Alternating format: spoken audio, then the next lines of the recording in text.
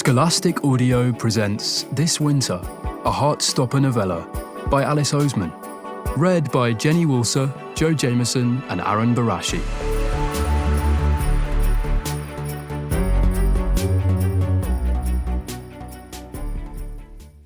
I wake up 2 hours after I fall asleep.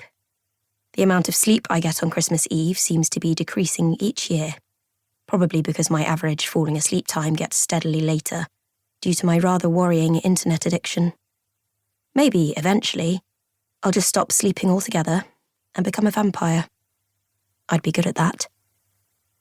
Not going to bother complaining about my sleeping pattern right now, though, because it's Christmas, and this is the one day of the year when I should at least try not to complain about anything.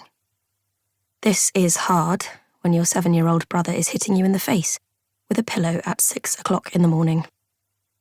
I say something along the lines of, "No," and retreat under my duvet, but this doesn't stop Oliver from following, tearing back the covers and crawling onto my bed.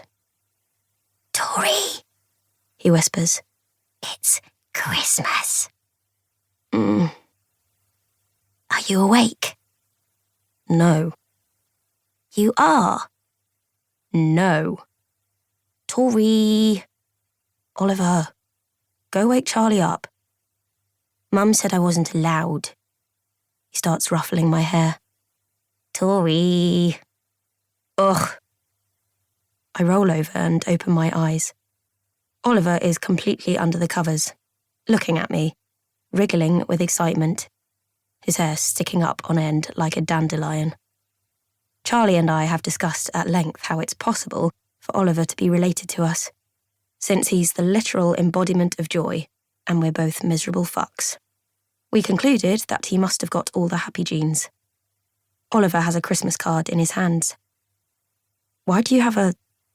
He opens the card and a disgustingly cheerful version of "We wish you a Merry Christmas" begins to play right into my ear.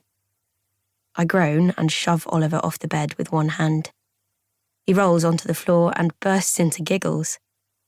So annoying, I mutter, before sitting up and turning on my bedside lamp, resulting in a shriek of "Yay!" from Oliver. He begins to wander around my room, opening and closing the card so it repeats the first 2 notes over and over again. Christmas is okay at our house. It's chilled, quiet. Dad calls it a spring Christmas, which he thinks is hilarious. We open presents when we wake up, then family come over for Christmas dinner and stay until late. And that's it. I play video games with my brothers and cousins. Dad always gets drunk. My Spanish grandfather, Dad's dad, has an argument with my English grandfather, Mum's dad. Truly wonderful stuff. But it's not exactly a normal Christmas day this year. My 15-year-old brother, Charlie, has an eating disorder, anorexia. He's had it for a long time, but it's been particularly bad these past few months, and the stress of it caused him to have a self-harm relapse in October. He lived away from home for a few weeks at a psychiatric ward that specifically cares for teenagers who have eating disorders, and it definitely helped, but it's still been rough, obviously. I don't really think there was a reason he got so ill. That stuff just happens, like diseases or cancer. So it's not his fault. Actually, I think it was probably my fault it got so bad. When I noticed that something was off with him, I didn't tell my parents and I didn't ask him what was wrong. I didn't talk to him enough.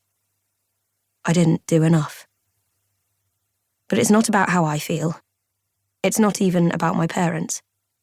Christmas is a stressful time for people with eating disorders, since food is such a big part of the day, and I know Charlie's been feeling anxious about it. He's been stressed all week, arguing with Mum pretty much every day and shutting himself in his room. So today is about supporting Charlie. I pick up my phone, ignore the notifications, and text Becky, my best friend.